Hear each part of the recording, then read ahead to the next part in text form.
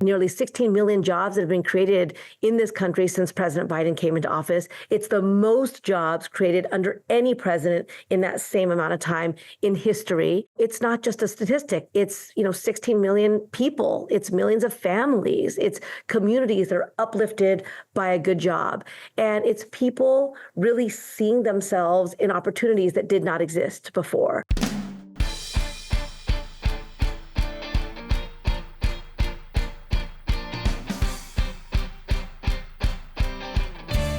Hello, and welcome to the Politics Girl podcast. I'm your host, Lee McGowan. Let's get into it. Well, the summer is over. The kids are back at school, and we've just celebrated Labor Day. So I thought, who better than someone who knows about labor, and who could know more about labor than acting U.S. Secretary of Labor, Julie Su. Previously the Deputy Secretary of Labor, Julie Su became Acting Secretary of Labor in March 2023. A nationally recognized expert on workers' rights and civil rights who dedicated her legal career to advancing justice on behalf of the poor and disenfranchised. Before joining the U.S. Department of Labor, Acting Secretary Su served as Secretary for the California Labor and Workforce Development Agency, enforcing workplace laws, combating wage theft, ensuring health and safety of workers on the job, as well as administering unemployment, workers' comp, and dealing with paid family leave. Acting Secretary Su was also the California Labor Commissioner for 7 years, making sure the workplace was both fair for employers and employees. Along with all the experience she brings to the job, Acting Secretary Su has also been named to every top lawyer list across the country, as well as being a recipient of the MacArthur Foundation Genius Grant. A professor at UCLA Law School and Northeastern, Acting Secretary Su is a graduate of Stanford University and Harvard Law School and is fluent in English, Mandarin, and Spanish. So without further ado, please welcome my guest, super lawyer, labor expert, and Acting Secretary of the United States Department of Labor, Julie Su. Welcome, Secretary. Thank you so much. I'm really glad to be here. Oh, well, thank you for joining me. Right off the jump, please tell people the difference between the Secretary of Labor and the Acting Secretary of Labor, because I don't think most people understand the distinction. Well, it's really more technical than anything else, but I was really privileged to be nominated by the president to serve on his cabinet, something I never imagined for myself. In fact, when I told President Biden that my immigrant parents would never have thought that their daughter could serve in the cabinet of a United States president, he said, let's give them a call. And so he called to tell them directly. But the cabinet does require confirmation by the Senate, and I have not actually been confirmed. I was confirmed as the deputy secretary in 2021 and then nominated for this position in 2023. But in order to deliver on this administration's commitment to working people, we need a strong Secretary of Labor. We need a strong Department of Labor. And so that's what we've been working hard at every day that we're here. Oh, that's great. That's great. So it just hasn't gone straight through. Your current position hasn't gone straight through the Senate confirmations yet. And we know that our Senate is quite dysfunctional. So that makes quite a lot of sense. One of the things I come back to all the time is how much people don't know about our government. Not just how it works, but what it's responsible for, what the departments do. It's amazing how many of us don't know that our federal government isn't just out there collecting taxes and avoiding terrorism for us. It's things like food safety and making sure our planes don't fall out of the air, and it's clean drinking water and the quality of our highways. It's the responsibility of keeping all of us safe from diseases. There's just so many aspects of the government. And I actually said when I had the Assistant Secretary for the Department of Health and Human Services, Admiral Rachel Levine, on the show in June, both to celebrate Pride and also to explain to people what that department of our government was responsible for. So many people wrote me to say they had no idea how expansive the HHS mandate really was. They just didn't know that the government was out there really trying to keep them safe. So with that in mind, would you please tell us what the Department of Labor is responsible for, what your team is caring about, and what you guys are working on right now? Yeah, thank you for that question, because you're right. A lot of people don't know, and that's partly our responsibility, right, as those of us in government.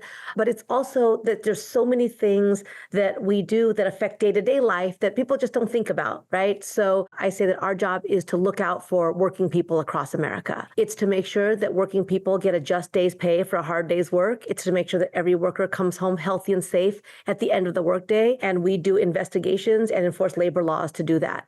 We also make sure that everybody who wants a good job can get a good job. So we connect people to opportunity, making sure that our educational systems align with the needs of employers.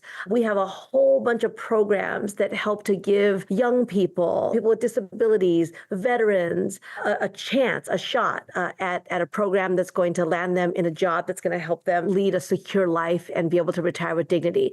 We support workers' right to organize, making sure that workers can have a real voice on the job. And, under this president and this vice president, who have said repeatedly that they're going to be the most pro-worker, pro-union administration this country has ever seen, we've helped to support workers at the bargaining table win historic wage gains and benefits and retirement security.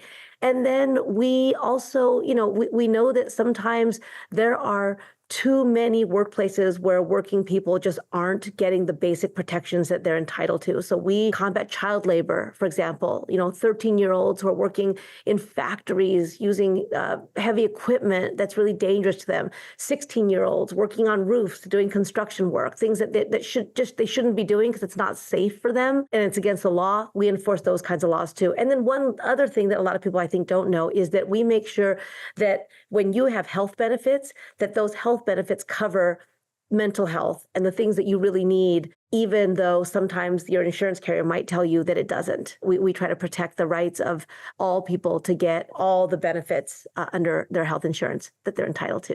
Well, that's fabulous. I mean, so essentially the Department of Labor is serving America's workers, its job seekers, but also its retirees, and then the health and welfare of the people who are working people in America.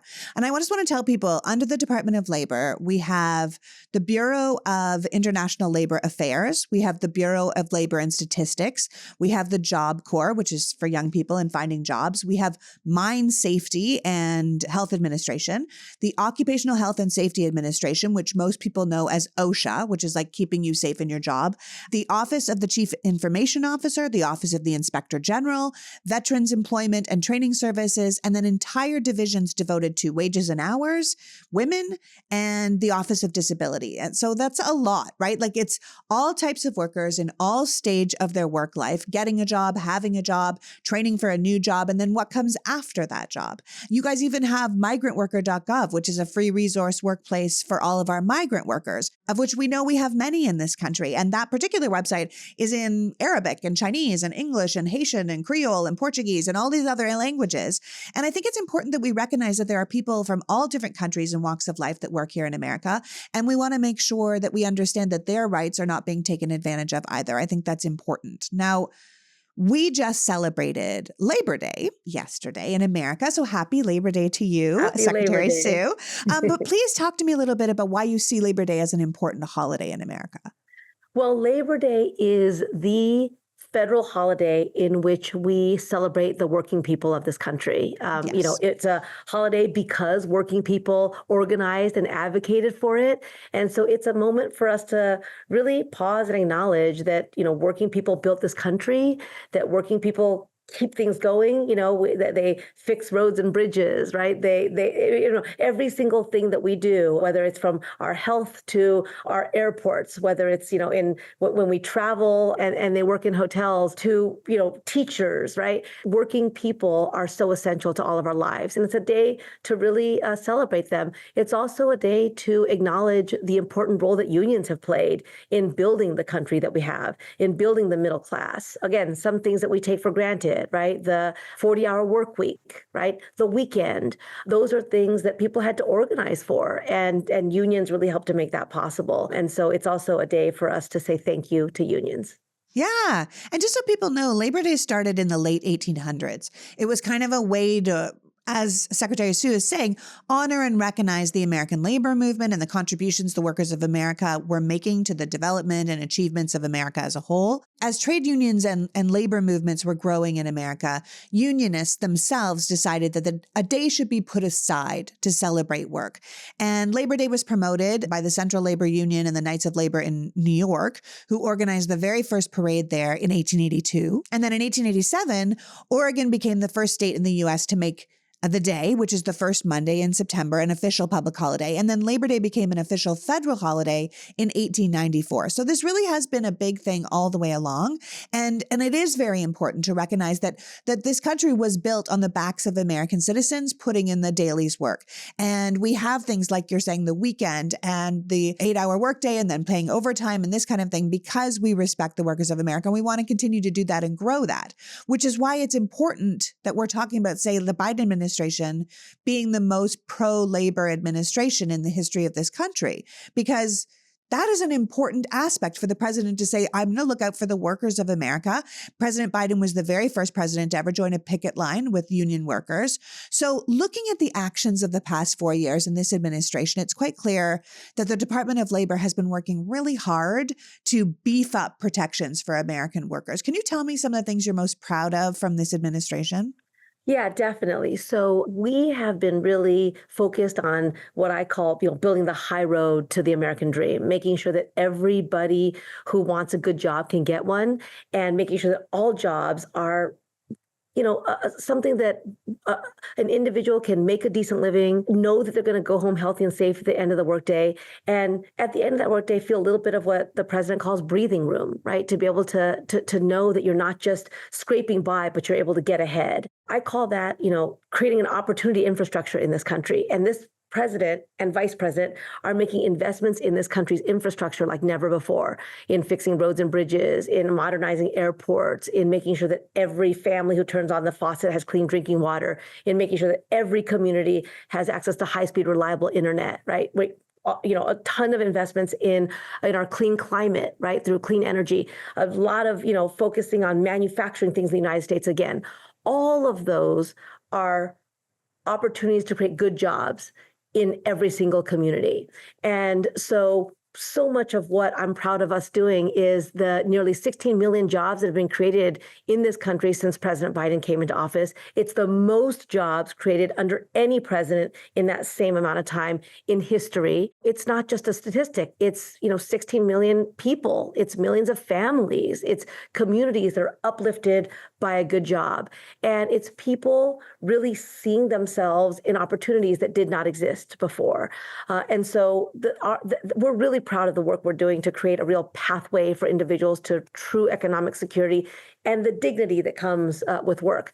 But at the same time, we can't pave the high road if we don't combat the low road. And that means that we also have to end exploitation of working people. We have to end the situation where, workers go to work and then they're not paid for the work that they did, or they work really long hours and they're denied overtime. And so our enforcement work has been very important as well, just to put that just days pay into workers' pockets, to say to employers who are playing by the rules, we're looking out for you too, right? There should be a level playing field for you. We're talking about child labor in this country, again, in part because we've seen a dramatic rise, but also because we're doing our jobs. We're exposing practices where some companies have decided as a business model to hire vulnerable young people who they feel can't speak up, can't defend themselves, and aren't going to say, hey, I deserve better. And that's a really important role that we play too, is to come in and say, you do deserve better. We're on your side. We're going to protect you, and to really challenge and put a stop to those practices. Yeah. And how do you deal with states that are allowing that to happen? Like states like Arkansas that are, you've got Sarah Huckabee Sanders surrounded by children that honestly looked morose. It felt like a Dickens novel as she signed this bill to get them back into the factories. And then you contrast that with someone like Tim Walz's governorship, where he's signing it to give them free lunches in school so they can have their healthy brains to learn. And I think, good grief, like that is a real dichotomy between those two states. And, we do have states' rights here, obviously, but we also have supremacy clause. So what is the federal government doing when it looks at states that are passing these laws that allow children to be working through the night? Right. I mean, the thing about labor laws in this country is the federal law really provides a floor, right? It is basically saying we're not going to require or allow anyone to live and work beneath a certain level. That's what our minimum wage laws provide. That's what our child labor laws provide. And states can enact higher protections, and many have, right? Over half of our states in this country have a higher minimum wage than the federal minimum wage because people acknowledge that the federal minimum wage is basically still a poverty wage. Yeah. Yeah. Yeah. So it's a floor, though, and you can't go beneath that. And so, I mean, how you described the efforts to roll back child labor protections is unconscionable. It's horrific, especially when you sit where I sit and you see that like 16-year-olds are dying on the job, a job that they should not be having to do anyway, right? It's like, punishing people for being poor. So we continue to send a clear message out that we are going to enforce the federal laws no matter what. A similar analogy can be made when it comes to heat, right? We are now seeing just record temperatures everywhere. And heat for working people is not just a discomfort. It's not just an inconvenience. It can be an occupational hazard. And despite that, there's never been a nationwide standard to protect workers from heat until now. It's something that we've proposed that we believe is common sense and basic. Too many workers are dying on the job of things that are totally preventable, right? Allowing workers to have some cool water, some shade, time and space to rest, to recover from the effects of heat. And yet we've seen a couple states, Texas and Florida in particular, It's like Florida. where the cities in those states tried to pass heat protections for workers. And the state legislatures and the Republican governors said, no, you can't do that. We're also saying, again, that's why we need a federal standard, because every single worker in this country should understand that when it comes to workers' rights, someone's got their back. Yeah, which is probably why you recently did a social media blitz with Congressman Maxwell Frost, who we have also had on this show. And the audience might remember Congressman Frost as the youngest congressman in the American history, but also as the congressman from Florida, which is definitely dealing with some massive heat problems, but also massive government problems where they say, no, you can't take a break during the day. I don't care if you're falling off the job site. I don't care if you're dehydrated. You're staying working. And with that in mind, it seems like you and the congressman did a series of public service announcements about extreme heat in general. And if people don't know, extreme heat has actually been killing more people these days than floods and tornadoes and hurricanes combined. So much so that the Department of Labor has recently proposed, as Secretary Sue is saying, this rule that requires employers to take measures to protect their workers from this kind of heat, which is essential in places like Florida and Texas, right? That get so hot because our current rules basically favor corporate profits and letting workers fry on job sites. And as you've so smartly said, no job should be a death sentence, right? Like we are punishing people that like, I can't afford to complain. I can't afford to lose this job. I'll keep working. And they're actually dying doing that. Every worker should be coming home, like you're saying, safely at the end of the workday. They should be being paid properly. They should be treated with respect. And I think things like this proposed heat rule really make that a reality. That's absolutely right. And I love Congressman Frost, and you're absolutely right. I was with him in his district recently where one of the things we did was sit down with workers to tell us about what was happening in, this is for outdoor workers like construction workers and letter carriers and farm workers, but it's also for indoor workers. Heat is a problem for people who work in kitchens, people who work in factories and in warehouses. And so our rule would also protect them. And it's just horrible how workers feel like they have to choose between their livelihood, right, making a living, and their lives, right, staying alive. That should simply never be the case. And so just really, again, love Congressman Frost and how much he raises his voice in a place where workers might be hearing an opposite message. I was also in Arizona also talking about heat, and there was a worker who cleans airplanes, a cabin cleaner, and she talked about how she is so desperate for water, a drink of water when she's cleaning. And she said it shouldn't take courage to take a sip of water. That is 100% right. Yeah. And then there was a flight attendant in that same meeting who said that sometimes she tries to leave water for the people who come in to clean because she knows that it's going to be too hot for them. That is real worker solidarity right there, right? Yeah. But it also just shouldn't require people having to do that because they expect that workers are going to have to endure conditions that no one should have to endure. Okay, so getting older is no joke. I took some pictures with younger creators at the convention, and it was hard not to see my eye crinkles and my fine lines and my wrinkles. At least today's sponsor has my back.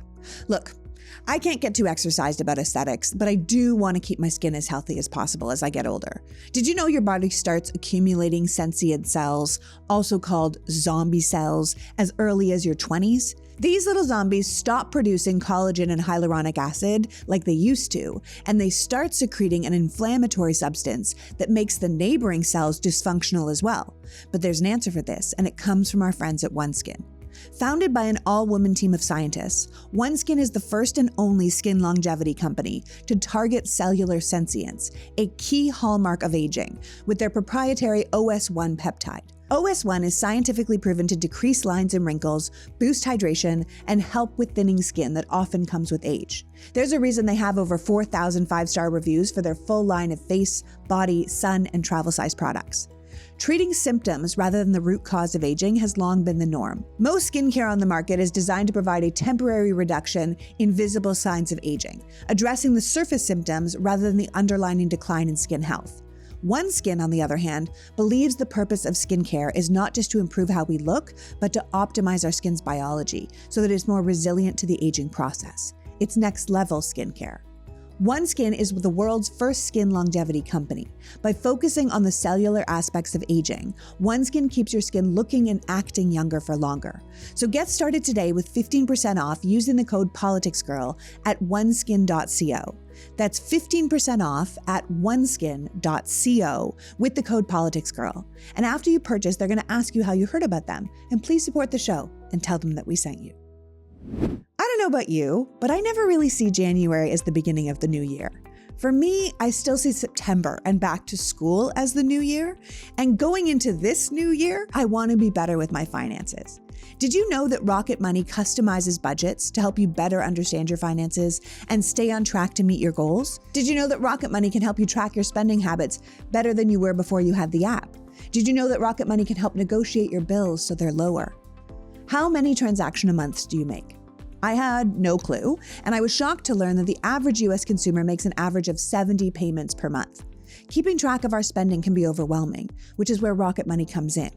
Rocket Money is a personal finance app that empowers you to save more, spend less, and take control of your financial life. Can you tell me exactly how much you spent on food last month? How about entertainment or travel? Probably not. I couldn't, but Rocket Money can. Rocket Money categorizes all of your expenses and helps you set a budget for different categories like bills and utilities, dining and drinking, travel, vacation, entertainment. With Rocket Money, you can know exactly where your money is going. It can also help you set up a custom budget by identifying top spending categories and suggesting areas where you can adjust your habits. They can calculate your monthly spending allowance and alert you when you're close to going over your budget. They also have a feature that automatically saves money for you, so you don't even have to think about it. Whether your goal is to pay off a credit card, save money for a house, or just save your money, Rocket Money makes it way easier. Which is probably why Rocket Money has over 5 million happy members and saves its users over $1 billion across its app's features. So Rocket Money helps you reach your financial goals faster. Go to Rocket Money at rocketmoney.com/politicsgirl. That's rocketmoney.com/politicsgirl. rocketmoney.com/politicsgirl. I love that Smalls is sponsoring our show. Not just because Smalls is a cat food with protein-packed recipes made with preservative-free ingredients that you could find in your fridge, delivered right to your door, but because paying attention to the cats and the owners that love them right now when the far right is attacking cat owners, particularly cat-owning women, just makes me happy. I love cats. I don't have a cat, but there are 2 beautiful cats that live across the street that my husband often ends up feeding, and their food was kind of gross, so we got them Smalls. Now, not only are the cats happy, Sean's friend is happy because his cat food no longer smells. If you have cats, you know how cat food can be. But there is a reason veterinarians.org rates Smalls 10 out of 10 for ingredient quality. These cute kitties that live in our house are actually descended from ferocious desert cats who hunted prey for food, and your cat isn't any different. They need fresh protein-packed meals to be at their best. Cat food companies and brands know this, but they choose to put profit first. They fill their food with mysterious meat byproducts and artificial flavoring and preservatives with names I don't even want to try and pronounce. And then we force our beloved pets to eat that garbage every day. which is probably why owners who have switched to Smalls reported an 88% overall health improvement in their cats. 88%. That's a big deal. In fact, Smalls is so confident your cat will love their product that you can try it risk-free. That means they will refund your money if your cat won't eat their food. So maybe now is the time to make the switch to Smalls. Head to smalls.com/politicsgirl and use the promo code politicsgirl at checkout for 50% off your first order plus free shipping. That's the best offer you'll find, but you have to use our code politicsgirl for the 50% off your first order. One last time, that is promo code politicsgirl for 50% off your first order plus free shipping. Let's go, cat people. We've got your back. And speaking of eating well, I usually only eat a proper meal at dinner. But as I was saying with Heather Cox Richardson last week, being at the Democratic Convention was something else. Sean and I were both so glad to have mosh bars in our bag. We needed something in our body to keep our brains functioning, but one cannot live on popcorn alone. The thing is, the older I get, the more intentional I try to be about the way I eat and take care of my body. But sometimes things just get away from you, so I'm glad I'm a Mosh fan. You might have heard of Mosh on Shark Tank.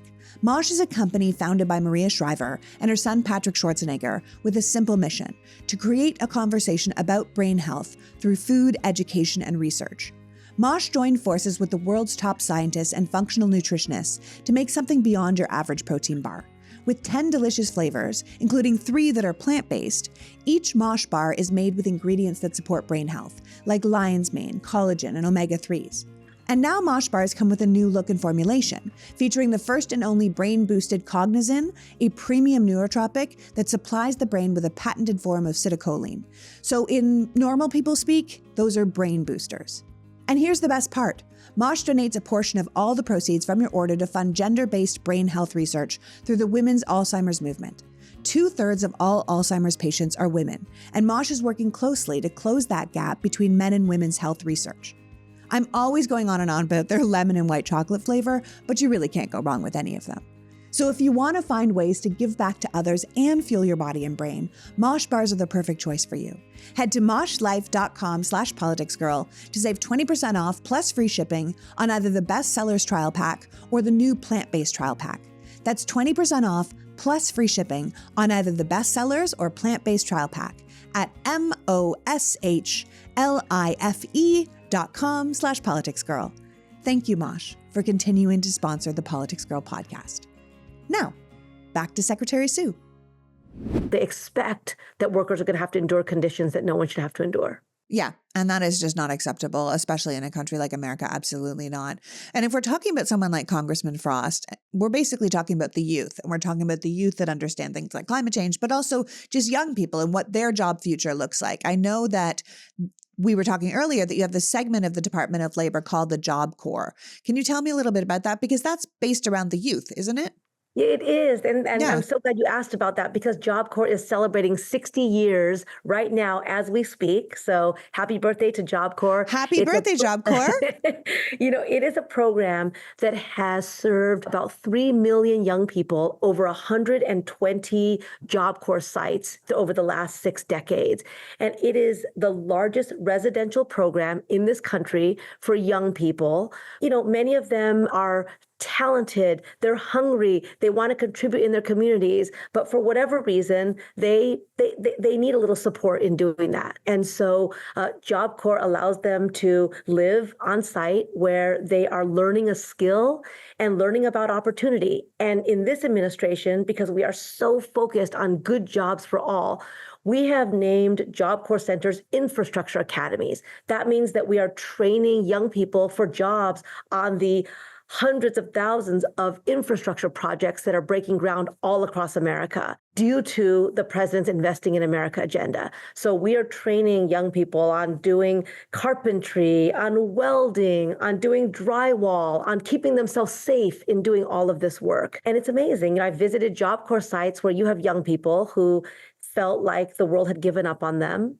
felt like they'd maybe done something wrong and now they were going to be paying for it for the rest of their lives. Like, that's just not the country we live in, right? Everybody deserves a second shot and everyone has something to contribute, and we need to create the opportunities for them to do that. And, I met young people who, for example, they got to a Job Corps program and they felt like they would never be able to do public speaking. And by the end of the program, they are the class president. And so just seeing how Job Corps is opening up opportunities for individuals to get good jobs. The other thing is you can't do a job if you don't know that job exists, right? And we want opportunity to be widely available, not just to people who have the right connections, not just to people who were born in the right zip codes. And so programs like Job Corps, but also a whole set of youth-focused programs that we've had in this administration are really intended to make sure that young people see themselves with real opportunity and a real shot to get a good job in their community, whether they want to go to a four-year college or not. Yeah. I mean, also ultimately you're empowering these students because good jobs, as we both know, change lives. And, that you don't know. Half the time you don't know. When you're growing up, you're like, I guess I'll be a teacher or I'll do what my dad does. Like you don't know what jobs are out there. So you end up, undervaluing yourself. And I think you're what you're doing is preparing people to fill out the workplace of both the future and the jobs that are available right now. So if you were a young person and you were hearing that, where would can they just go to the website Job Corps and get involved there? They definitely can do that. They can find out through Job Corps. We're also trying to do more to connect educational institutions with these opportunities that we're creating, right? Because one of the things that I heard from young people while traveling is that many of them are told that, either you go to a four-year college or you do something like a fallback option. Yeah. And good jobs are not fallback options, right? They're real options. And so we're also trying to, I'm working with my colleague, the Secretary of Education, Miguel Cardona, to make sure that young people are hearing through the communities that they're in, right? Through their counselors, through their teachers, that someone who has a great deal of promise because they like to work with their hands, for example, right? They're good at solving puzzles. They want to fix things, that there are tremendous opportunities for them to do that as well.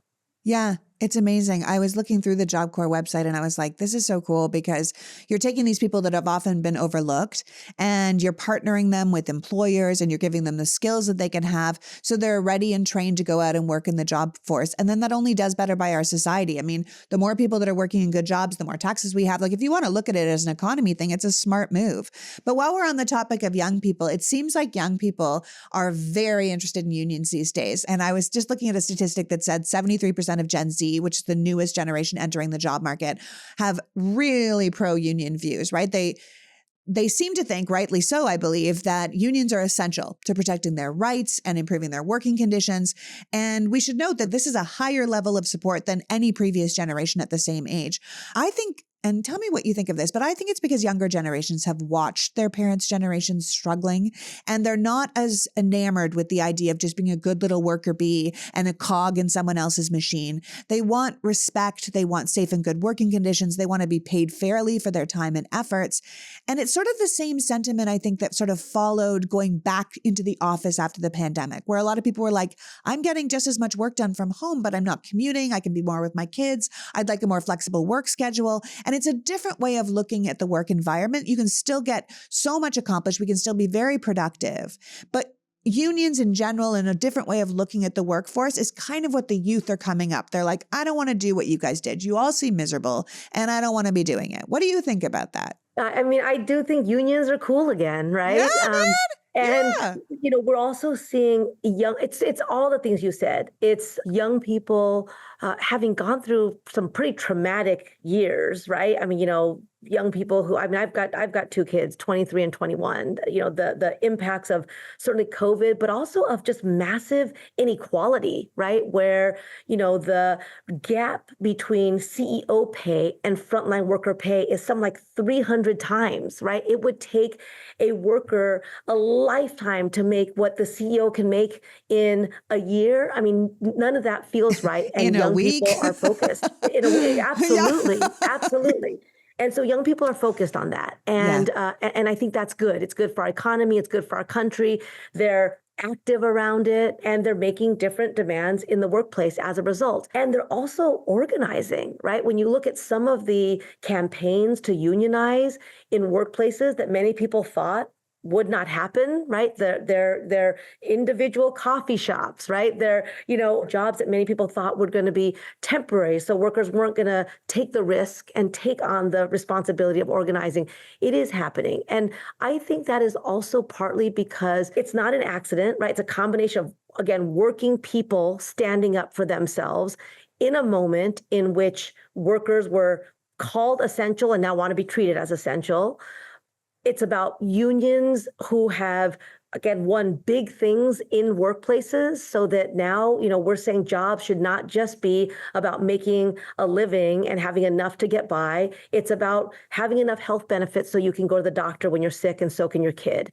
It's about not having to work 2 or 3 jobs. It's about knowing that you're going to be able to retire with some security, right? And I think young people are also seeing that. And I think leadership matters, right? Having a president who, as you said, was the first sitting president to walk a picket line. It should also be noted that Vice President Harris has also walked picket lines, right? These are leaders who are saying that being in a union is a good thing to do. For a long time, union was a bad word. Now in America, it is not. And I think all of those things are coming together to give young people a sense of hope and empowerment to say, we deserve better and we're going to make it better. Absolutely. And I think also with what you were talking about this wealth inequality that we have going on right now, we see these people at the very top, these corporate overlords, these people that just make so extraordinary amounts of money that they can't even relate to the regular worker anymore. And it's like, how do you negotiate with that person? And there's the power of collective bargaining. There's a wonderful illustration that was done where a CEO is standing on top of a mountain of money and he's very high.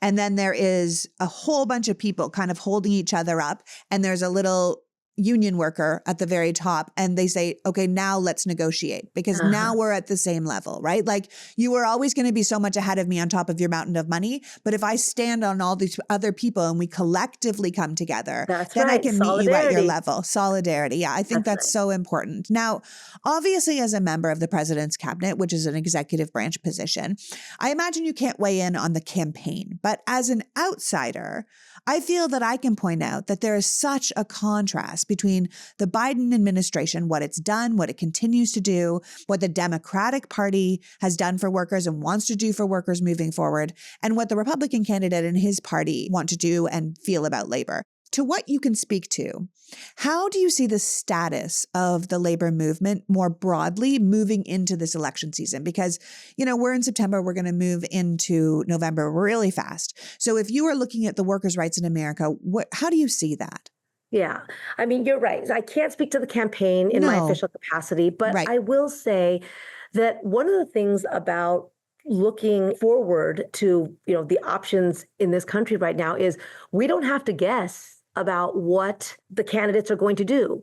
We can look back to what the last administration was like and what it was like for working people and what it was like for people of color and women and, communities that were so denigrated. We know what that record looks like. So on almost everything, right? Certainly on unions, right? The last administration told workers to pick yourself up by your own bootstraps. Doesn't matter if you have boots or not. The last administration, was all about cutting the kinds of worker protections that we have worked to increase, right? We have spent the last 4 years expanding overtime pay for working people.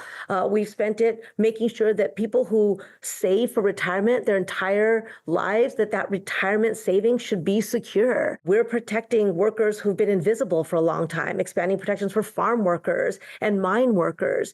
The last administration cut all of those things back. I mean, the other thing is we started this conversation talking about the need for good jobs.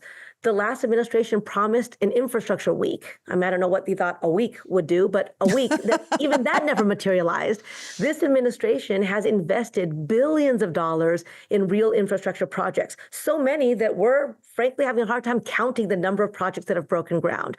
And that when I travel the country and visit union halls and sit down with working people and talk about opportunity, Job Corps, infrastructure academies, apprenticeship programs.